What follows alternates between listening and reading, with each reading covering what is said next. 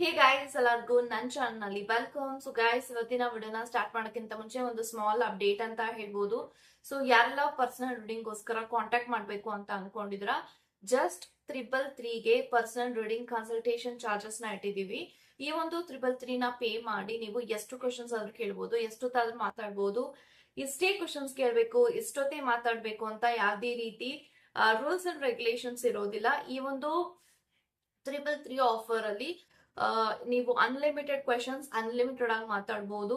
So personal reading, third party situation, career, relationship, marriage, third party situation, ex person ಬಗ್ಗೆ, ಮುಂದೆ ನಿಮ್ಮ life ಅಲ್ಲಿ ಏನಾಗುತ್ತೆ ಪ್ರತಿಯೊಂದಕ್ಕೂ ಕ್ಲಾರಿಟಿ ಬೇಕು, ಗೈಡೆನ್ಸ್ ಬೇಕು ಅಂತ ಅಂದ್ರೆ ಈ ಒಂದು ಆಫರ್ ನ ನೀವು ಬುಕ್ ಮಾಡ್ಕೊಂಡು ನೀವು ಕ್ವೆಶನ್ಸ್ ನ ಕೇಳ್ಬೋದು. ಸೊ ಈ ಒಂದು ಆಫರ್ 25th ವರೆಗೂ ಇರುತ್ತೆ, ಅಂದ್ರೆ ಈ ಒಂದು ತಿಂಗಳು 25th ವರೆಗೂ ಇರುತ್ತೆ.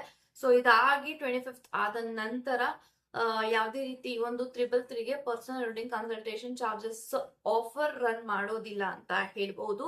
ಸೊ ಯಾರಿಗೆಲ್ಲ ಇಂಟ್ರೆಸ್ಟ್ ಇದೆ ಈ ಒಂದು ಆಫರ್ ನ ಬುಕ್ ಮಾಡ್ಕೊಂಡು ಆದಷ್ಟು ನೀವು ಕ್ವೆಶನ್ಸ್ ನ ಕೇಳ್ಕೋಬಹುದು ಅನ್ಲಿಮಿಟೆಡ್ ಆಗಿ ಅಂತ ಹೇಳ್ತಾ. ಸೊ ಎಸ್ ಗೈಸ್, ಈ ಒಂದು ವಿಡಿಯೋ ಮೋಸ್ಟ್ ರಿಕ್ವೆಸ್ಟೆಡ್ ವಿಡಿಯೋ ಅಂತ ಹೇಳ್ಬೋದು. ಯಾರೆಲ್ಲ ನೋ ಕಾಂಟ್ಯಾಕ್ಟ್ ಸಿಚುಯೇಷನ್ ಅಲ್ಲಿ ಇದಾರೆ, ನನ್ನ ಪಾರ್ಟ್ನರ್ ನಿಮ್ಮನ್ನ ಬ್ಲಾಕ್ ಮಾಡಿದ್ದಾರೆ, ನನ್ನ ವ್ಯಕ್ತಿ ಅನ್ಬ್ಲಾಕ್ ಮಾಡ್ತಾರ, ಕಮ್ಯುನಿಕೇಶನ್ ಯಾವಾಗ ಸ್ಟಾರ್ಟ್ ಆಗುತ್ತೆ, ಏನಕ್ಕೆ ಬ್ಲಾಕ್ ಮಾಡಿದ್ದಾರೆ, ಸೊ ಅವರ ಉದ್ದೇಶ ಏನು, ಪ್ರತಿಯೊಂದು ವಿಚಾರವನ್ನು ಈ ಒಂದು ವಿಡಿಯೋನಲ್ಲಿ ಕವರ್ ಅಪ್ ಮಾಡಿದೀನಿ ಅಂತ ಹೇಳ್ತಾ ಇವಾಗ ವಿಡಿಯೋನ ಸ್ಟಾರ್ಟ್ ಮಾಡೋಣ. ಓಕೆ ಗೈಸ್, ಇವಾಗ ನೋಡೋಣ ನಿಮ್ಮ ಪಾರ್ಟ್ನರ್ ನಿಮ್ಮನ್ನ ಏನಕ್ಕೆ ಯಾಕೆ ಬ್ಲಾಕ್ ಮಾಡಿದ್ದಾರೆ, ಯಾವಾಗ ಅನ್ಬ್ಲಾಕ್ ಮಾಡ್ತಾರೆ, ಅಂಡ್ ಯಾವಾಗ ನಿಮ್ ಜೊತೆಗೆ ಸರಿಯಾಗಿ ಮಾತಾಡ್ತಾರೆ, ಯಾವಾಗ ನಿಮ್ಗೆ ಒಂದು ಸೀರಿಯಸ್ ಆದಂತ ಕಮಿಟ್ಮೆಂಟ್ ಕೊಡ್ತಾರೆ ಅನ್ನೋದನ್ನ ಇವಾಗ ತಿಳ್ಕೊಳ್ಳೋಣ. Let's begin.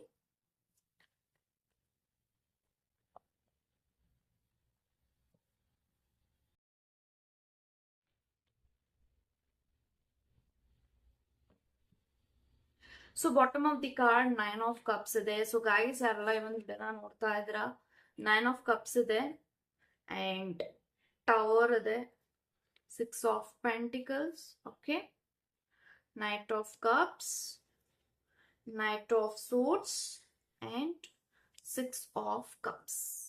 Okay.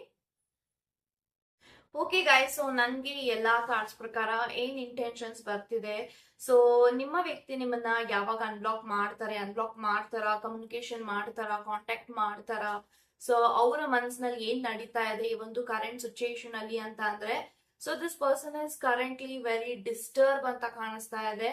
ಸೊ ನೀವ್ ಯಾರ ಜೊತೆ ಮಾತಾಡ್ತಾ ಇಲ್ಲ, ನೀವ್ ಯಾರ ಬಗ್ಗೆ ಯೋಚನೆ ಮಾಡಿ ಒಂದು ವಿಡಿಯೋನ ನೋಡ್ತಾ ಇದ್ದೀರಾ, ನಿಮ್ಮ ಪಾರ್ಟ್ನರ್ ಕರೆಂಟ್ಲಿ ತುಂಬಾನೇ ಡಿಸ್ಟರ್ಬ್ ಆಗಿದ್ದಾರೆ ಅಂತ ಹೇಳ್ಬೋದು. ಯಾಕೆ ಅಂತ ಅಂದ್ರೆ ಟವರ್ ಇದೆ. ಸೊ ಟವರ್ ಇರೋದ್ರಿಂದ ಅನ್ಎಕ್ಸ್ಪೆಕ್ಟೆಡ್ ಆಗಿ ಅವರ ಜೀವನ ಟರ್ನ್ ಔಟ್ ಆಗಿರ್ಬೋದು. ಮೇ ಬಿ ಅವ್ರ ಲೈಫ್ ಅಲ್ಲಿ ತುಂಬಾನೇ ಫೈನಾನ್ಷಿಯಲಿ ಪ್ರಾಬ್ಲಮ್ಸ್ ಇದೆ, ತುಂಬಾನೇ ಸ್ಟ್ರಗಲ್ ನಡೀತಾ ಇದೆ. 6 ಆಫ್ ಪೆಂಟಿಕಲ್ಸ್ ಇದೆ. ಸೊ ಎಷ್ಟೇ ಅವರು ದುಡಿತಾ ಇದ್ರು ಈ ಒಂದು ವ್ಯಕ್ತಿಯ ಜೀವನದಲ್ಲಿ ಅದು ಅವರ ಕಮಿಟ್ಮೆಂಟ್ಸ್ಗೆ ಅಥವಾ ಅವರ ಒಂದು ಜೀವನದಲ್ಲಿ ತಗೊಂಡಿರುವಂತ ರೆಸ್ಪಾನ್ಸಿಬಿಲಿಟೀಸ್ಗೆ ಹೋಗ್ತಾ ಇದೆ ಬಿಟ್ರೆ ಈ ಒಂದು ವ್ಯಕ್ತಿ ಸೇವಿಂಗ್ಸ್ ಅಂತ ಮಾಡೋದಿಕ್ ಆಗ್ತಾ ಇಲ್ಲ. ಇವರ ಲೈಫ್ ಅಲ್ಲಿ ತುಂಬಾನೇ ಫೈನಾನ್ಷಿಯಲ್ ಪ್ರಾಬ್ಲಮ್ಸ್ ಇದೆ, ಫೈನಾನ್ಷಿಯಲ್ ಬ್ಲಾಕೇಜಸ್ ಇದೆ, ತುಂಬಾನೇ ಅವರ ಜೀವನದಲ್ಲಿ ರೆಸ್ಪಾನ್ಸಿಬಿಲಿಟೀಸ್ ತಗೊಂಡಿದ್ದಾರೆ, ತುಂಬಾನೇ ಅವ್ರಿಗೆ ಹರ್ಟ್ ಆಗ್ತಾ ಇದೆ, ಪೇನ್ ಆಗ್ತಾ ಇದೆ, ಸೊ ತುಂಬಾ ಬೇಜಾರಲ್ಲಿದ್ದಾರೆ. ಸೊ ಈ ಒಂದು ಸಿಚುಯೇಷನ್ ಅಲ್ಲಿ ಈ ಒಂದು ವ್ಯಕ್ತಿ ಯಾರ ಜೊತೆನೂ ಮಾತಾಡೋದಿಕ್ಕಾಗಲ್ಲ. ಇಫ್ ದೇ ಟಾಕ್, ಅವ್ರಿಗೆ ಗೊತ್ತಿದೆ ಈ ಒಂದು ಸಂಬಂಧದಲ್ಲಿ ನಾನು ಯಾವ ಮಟ್ಟಿಗೆ ಜಗಳ ಮಾಡ್ಬೋದು, ಜಗಳ ಆಗುತ್ತೆ, ಆರ್ಗ್ಯುಮೆಂಟ್ಸ್ ಆಗುತ್ತೆ, ಜಗಳ ದ್ವೇಷ ಎಲ್ಲ ಬೆಳೆದ್ಬಿಡುತ್ತೆ ಅಂತ ಹೇಳಿ ಈ ಒಂದು ವ್ಯಕ್ತಿ ನಿಮ್ಮನ್ನ ಬ್ಲಾಕ್ ಮಾಡಿದ್ದಾರೆ ಬಿಟ್ರೆ ಈ ಒಂದು ವ್ಯಕ್ತಿಯ ಜೀವನದಲ್ಲಿ ತುಂಬಾನೇ ಅವ್ರ ಲೈಫ್ ಅಲ್ಲಿ ಪ್ರಾಬ್ಲಮ್ಸ್ ಇದೆ, ಬ್ಲಾಕೇಜಸ್ ಇದೆ, ಸಡನ್ ಆಗಿ ಅವರ ಜೀವನ ಬದಲಾಗ್ತಾ ಇದೆ. ಮೇ ಬಿ ಅವ್ರು ಮಾಡ್ಕೊಂಡಿರುವಂತ ಕಮಿಟ್ಮೆಂಟ್ಸ್ ಆಗಿರ್ಬೋದು, ಸಾಲಗಳಾಗಿರ್ಬೋದು, ಲೋನ್ಸ್ ಗಳಾಗಿರ್ಬೋದು, ಅದ್ರ ಒಳಗಡೆ ಅವರ ಫ್ಯಾಮಿಲಿ ರೆಸ್ಪಾನ್ಸಿಬಿಲಿಟೀಸ್ ಆಗಿರ್ಬೋದು. ಚಿಕ್ಕ ಏಜ್ ಇಂದನೂ ಕೂಡ ಈ ಒಂದು ವ್ಯಕ್ತಿ ಅವರ ಒಂದು ಫ್ಯಾಮಿಲಿ ರೆಸ್ಪಾನ್ಸಿಬಿಲಿಟೀಸ್ ನ ಅವರು ತಗೊಂಡಿದ್ದಾರೆ. ಆ ಒಂದು ಫ್ಯಾಮಿಲಿ ರೆಸ್ಪಾನ್ಸಿಬಿಲಿಟೀಸ್ ತಗೊಂತ ಇವರ ಜೀವನದಲ್ಲಿ ಏನು ಫ್ರೀಡಮ್ ಇದೆ ಅದನ್ನೆಲ್ಲ ಕಳ್ಕೊತಾ ಇದ್ದಾರೆ.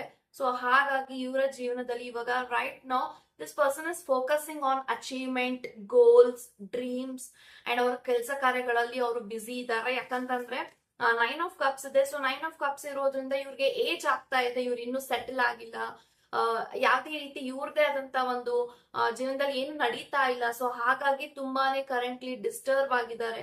ನನಗೂ ಏಜ್ ಆಗ್ತಾ ಇದೆ, ನಾನ್ ಯಾವಾಗ ಸೆಟ್ಲ್ ಆಗೋದು, ನಾನ್ ಯಾವಾಗ ಮದ್ವೆ ಆಗೋದು, ನಂದೇ ಅಂತ ಯಾವಾಗ ಫ್ಯಾಮಿಲಿ ಸ್ಟಾರ್ಟ್ ಆಗುತ್ತೆ, ಇದೆಲ್ಲ ಅವ್ರು ಯೋಚನೆ ಮಾಡ್ತಿದ್ದಾರೆ.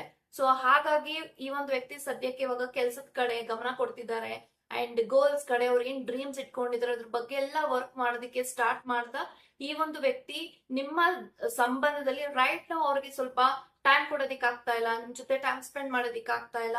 ಸೊ ಇವಾಗ ಬ್ಲಾಕ್ ಮಾಡಿದ್ರೆ ಆಪ್ಷನ್ ಇಲ್ಲ, ಯಾಕಂತ ಅಂದ್ರೆ ಅವ್ರಿಗೆ ನಿಮ್ಮ ಬಗ್ಗೆ ಗೊತ್ತಿದೆ. ಇವಾಗ ಅವ್ರಿಗೆ ಏನಾದ್ರೂ ನಿಮ್ಗೆ ಏನಾದ್ರೂ ಅವರು ಜೀವನದಲ್ಲಿ ಏನ್ ನಡೀತಾ ಇದೆ ಅಂತ ಹೇಳಿಲ್ಲ ಅಂತಂದ್ರೆ ಮೇ ಬಿ ನೀವು ತುಂಬಾನೇ ಪ್ರೆಷರ್ ಹಾಕ್ಬೋದು, ಏನಾಯ್ತು ಹೇಳು ಅಂತ.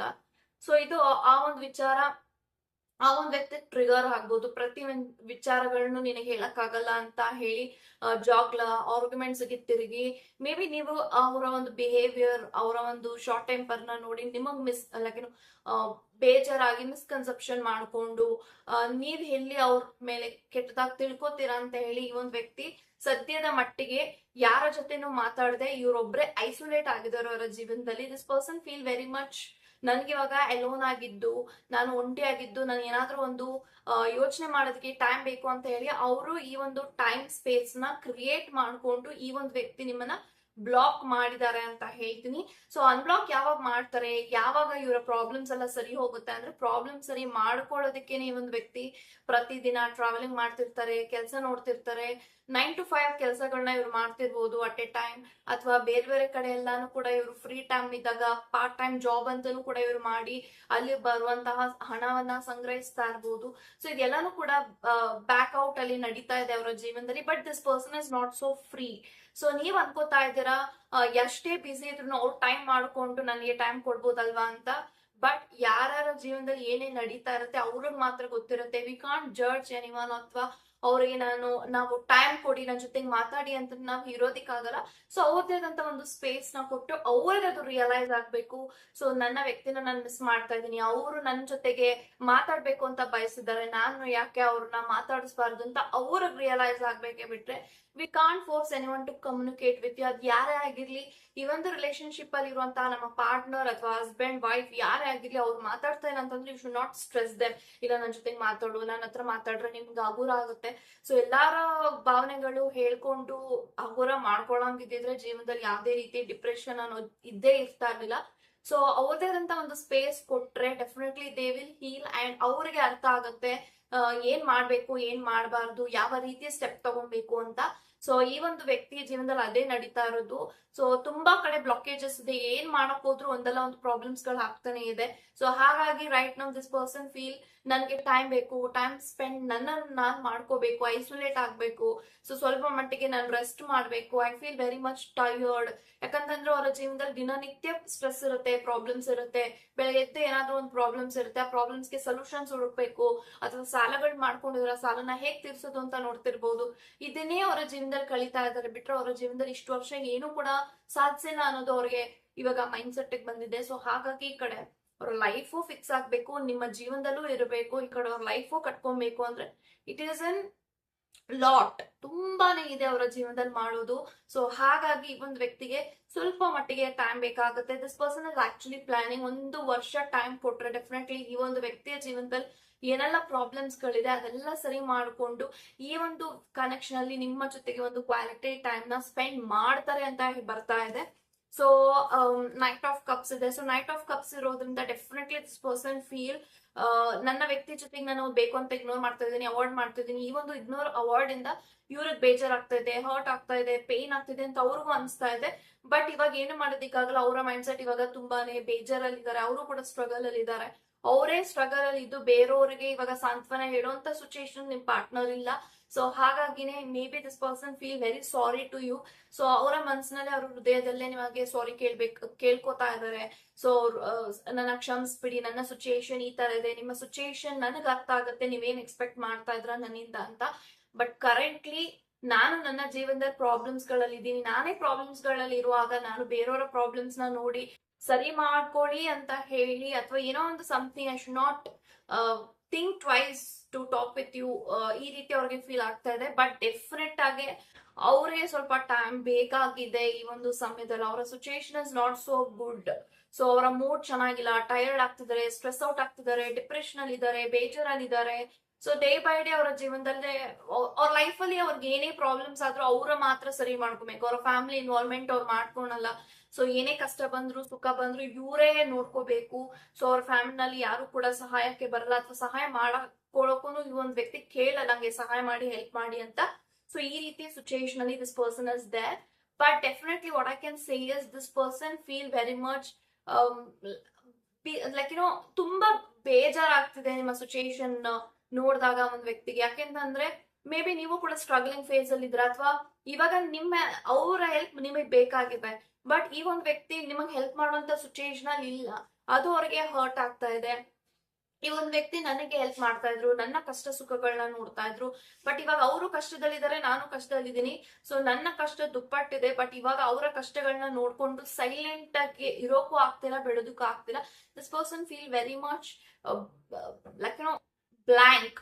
ಯಾವ ಸ್ಟೆಪ್ ತಗೋಬೇಕು, ಏನ್ ಮಾಡ್ಬೇಕು, ಯಾವ ರೀತಿನಲ್ಲಿ ಒಂದ್ ವ್ಯಕ್ತಿಗೆ ಕನ್ವಿನ್ಸ್ ಮಾಡ್ಬೇಕು, ಮಾತಾಡ್ಬೇಕು, ಕಮ್ಯುನಿಕೇಟ್ ಮಾಡ್ಬೇಕು. This person doesn't know anything. So right now this person feel very much tired. ದಿನ ಬೆಳಗ್ಗೆ ಎದ್ರು ಯೋಚನೆ ಮಾಡು, ಥಿಂಕ್ ಮಾಡು, ಓವರ್ ಥಿಂಕ್ ಮಾಡ್ಕೊಂಡೇ ಇರು ಅನ್ನೋ ರೇಂಜ್ಗೆ ಆಗೋಗ್ಬಿಟ್ಟಿದೆ ಅವ್ರ ಜೀವನ. ಬಟ್ ಸಡನ್ ಆಗಿ ಅವರ ಲೈಫ್ ಅಲ್ಲಿ ಸಮಥಿಂಗ್ ಹ್ಯಾಸ್ ಬೀನ್ ಲಾಸ್, ಅಂದ್ರೆ ಫೈನಾನ್ಷಿಯಲ್ ಲಾಸ್ ಆಗಿರ್ಬೋದು, ಅಥವಾ ಬೇರೆಯವ್ರಿಗೆ ಫೈನಾನ್ಷಿಯಲ್ ಕೊಟ್ಟು ಇವ್ರು ಬರ್ಡನ್ ಆಗಿರ್ಬೋದು, ಅಥವಾ ತುಂಬಾನೇ ಈ ಸಾಲ ಮಾಡಿ ಆ ಸಾಲ ಮಾಡಿ ಎಲ್ಲಾ ಕಡೆನೂ ಲೋನ್ಸ್ ತಗೊಂಡು this person been very stucked up in financial. So ಹಾಗಾಗಿ ಈ ಒಂದು ವ್ಯಕ್ತಿ ಯಾರ ಕಡೆನೂ ಕಾನ್ಸಂಟ್ರೇಟ್ ಮಾಡಕ್ಕಾಗದೆ ಅವರ ಲೈಫ್ ಅಲ್ಲಿ ಅವರು ಬ್ಯುಸಿ ಆಗಿದ್ದಾರೆ ಅಂಡ್ ಬ್ಯುಸಿ ಆಗ್ತಿದ್ದಾರೆ ಅಂತ ಹೇಳ್ಬೋದು. So within the next 2 to 3 weeks ನಂತರ this person can contact you ಅಂತ ಬರ್ತಾ ಇದೆ. ಸೊ ಕಮ್ಯುನಿಕೇಶನ್ ಮಾಡ್ತಾರೆ, but it will take longer time. Like I have already told you 2 to 3 weeks ಅದ್ರ ಟೈಮ್ ಬೇಕು this person has to contact you ಅಂತ. ಅಂದ್ರೆ ನೀವೇ ಕಾಲ್ ಮೆಸೇಜ್ ಮಾಡಿದ್ರೆ ಈ ಒಂದು ವ್ಯಕ್ತಿ ಸರಿಯಾಗಿ ರೆಸ್ಪಾಂಡ್ ಕೂಡ ಮಾಡದೇ ಇರಬಹುದು. ಸೊ ಅಥವಾ ಅನಾವಶ್ಯಕವಾಗಿ ಜಗಳ, ಬೇಜಾರು, ಮನಸ್ತಾಪಗಳು ಕ್ರಿಯೇಟ್ ಆಗುತ್ತೆ. So you have to wait. So ಇಲ್ಲಿ ನೀವು ವೇಟ್ ಮಾಡ್ಬೇಕು ಪೇಷನ್ಸ್ ಇಂದ ಅಂತಾನೆ ಹೇಳ್ತೀನಿ. ಯಾಕೆ ಅಂತ ಅಂದ್ರೆ ಆ ಒಂದು ವ್ಯಕ್ತಿಯ ಮೂಡ್ ಸ್ವಿಂಗ್ಸ್ ಆಗ್ತಾನೆ ಇದೆ ಅವರ ಲೈಫ್ ಅಲ್ಲಿ. ಸೊ ಹಾಗಾಗಿ ಅವರ ಮೂಡ್ಸ್, ಅವರ ಒಂದು ತಕ್ಕ ಹಾಗೆ ಈ ಒಂದು ನಿಮಗೂ ಹೇಳಕ್ ಆಗ್ಲಲ್ಲ, ನಾನು ಬಿಸಿ ಇದ್ದೀನಿ, ಬೇಜಾರಾಗಿದೆ, ನನ್ಗೆ ಈ ತರ ಪ್ರಾಬ್ಲಮ್ ಆಗ್ತಿದೆ ಅಂತ ಹೇಳ್ಕೊಳಕ್ಕೂ ಈ ಒಂದು ವ್ಯಕ್ತಿ ಹಿಂದೆ ಮುಂದೆ ನೋಡ್ತಿರೋದು. ಮೇ ಬಿ ನಿಮ್ಗೆ ಆ ಒಂದು ಸ್ಪರ್ ಆಫ್ ಮೂಮೆಂಟ್ ಅಲ್ಲಿ you will also react in the same way. So ಹಾಗಾಗಿ ಈ ಒಂದು ವ್ಯಕ್ತಿ ನಿಮ್ಮನ್ನ ಬ್ಲಾಕ್ ಮಾಡಿದ್ದಾರೆ. ಅದ್ ಬಿಟ್ರೆ ಬೇರೆ ಯಾವ್ಯಾವ ರೀತಿಯ ಉದ್ದೇಶ ಇಲ್ಲ. ಸೊ ಮನಸ್ತಾಪ ಕ್ರಿಯೇಟ್ ಆಗ್ಬಾರ್ದು, ಲೈಕ್ ಸಮಥಿಂಗ್ ನಮ್ಮಿಬ್ರ ಮಧ್ಯ ಕಾನ್ಫ್ಲಿಕ್ಟ್ಸ್ ಆಗ್ಬಾರ್ದು, ಜಗಳ ಆಗ್ಬಾರ್ದು ಅಂತ ಹೇಳಿ ಒಂದು ವ್ಯಕ್ತಿ ವಾಲಂಟಿಯರ್ ಆಗಿ ನಿಮ್ಮನ್ನ ಬ್ಲಾಕ್ ಮಾಡಿದ್ದಾರೆ. ಬಿಟ್ರೆ ದರ್ ಇಸ್ ನಥಿಂಗ್ ಕಾಲ್ಡ್ ನಿಮ್ಮನ್ನ ಬ್ಲಾಕ್ ಮಾಡಬೇಕು ಅಥವಾ ನಿಮ್ಮನ್ನ ಇಗ್ನೋರ್ ಮಾಡಬೇಕು, ಅವಾಯ್ಡ್ ಮಾಡಬೇಕು ಅಂತ ಏನೂ ಇಲ್ಲ. ಅವರ ಲೈಫಲ್ಲಿ ತುಂಬಾನೇ ಪ್ರಾಬ್ಲಮ್ಸ್ ಗಳಿದೆ, ದೇ ಆರ್ ಸ್ಟಕ್ ಅಂತ ಹೇಳ್ಬೋದು. So just kindly wait for 2 to 3 weeks. ಅವರಾಗವ್ರೆ ಕಾಲ್ ಮೆಸೇಜ್ ಮಾಡ್ತಾರೆ, ಅಲ್ಲಿವರೆಗೂ ವೇಟ್ ಮಾಡಿ. ಸೊ ಇವ್ರು ಕಾಲ್ ಮಾಡ್ತಾ ಇಲ್ಲ, ಮೆಸೇಜ್ ಮಾಡ್ತಾ ಇಲ್ಲ, ತುಂಬಾ ವಾರಗಳಾಗ್ತಾ ಇದೆ, ತುಂಬಾ ದಿನಗಳಾಗ್ತಿದೆ ಅಂತ ಹೇಳಿ ಬೇರೆ ಬೇರೆ ನಂಬರ್ಸ್ ಅಲ್ಲಿ ಕಾಲ್ ಮಾಡೋದು, ಮೆಸೇಜ್ ಮಾಡೋದು, ಅಥವಾ there so many people who also message in some kind of haps. So ಇದೆಲ್ಲ ನೀವು ಮಾಡೋದ್ರಿಂದ ಅವ್ರು ಇನ್ನೂ ನಿಮ್ಮಿಂದ ಟ್ರಿಗರ್ ಆಗಿ ಅವರ ಮೈಂಡ್ ಸೆಟ್ ಚೇಂಜ್ ಆಗುತ್ತೆ. ಬಿಟ್ರೆ ನನ್ನ ಹತ್ರ ಮಾತಾಡು ಅಂತ ಡಿಸ್ಪ್ರೆಕ್ಟ್ ಆಗಿ ಹೋಗಿ ಅವ್ರ ಹಿಂದೆ ಬೀಳಕ್ ಹೋಗ್ಬೇಡಿ. ಯಾಕೆಂತ ಅಂದ್ರೆ ದಟ್ ಪರ್ಸನ್ ವಿಲ್ ರಿಯಾಕ್ಟ್ ಅಂತಾನೆ ಹೇಳ್ಬೋದು. ಸೊ ಹಾಗಾಗಿ so just wait. ಅವರಾಗವ್ರೆ call message ಮಾಡೋವರೆಗೂ ಅದು ಎಷ್ಟು ದಿನ ಆದ್ರೂ ತಗೊಂಡು, ಎಷ್ಟು ತಿಂಗಳಾದ್ರೂ ತಗೊಳ್ಳಿ, let them only come towards you. So you should not chase anyone or you should not chase anything.